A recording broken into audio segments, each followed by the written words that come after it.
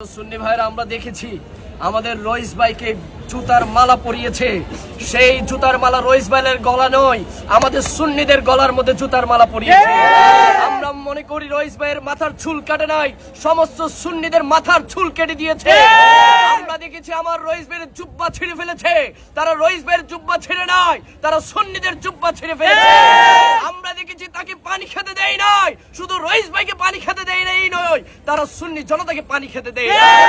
আমরা সুন্নি জনতাকে বলবো, আমাদের কাছে শহীদ হালিম লিয়াকতের রক্ত আছে, আমাদের কাছে শহীদ মিল্লাত নুরুল ইসলাম ফারুকীর রক্ত আছে, সর্বশেষ রইসউদ্দিনের রক্তে আমরা ঐক্যবদ্ধ হয়ে বাংলার জমিনে সুন্নিয়ত কায়েম করব ইনশাআল্লাহ। সমস্ত হত্যাকাণ্ডের বিচার আমরা আদায় করব, আদায় করার জন্য যতক্ষণ রাজপথে থাকার দরকার সুন্নি জনতা ততক্ষণ রাজপথে থাকবে ইনশাআল্লাহ। বিশ্বের মুসলিম আমার ভাইয়ের হত্যা কেন? এই প্রশাসন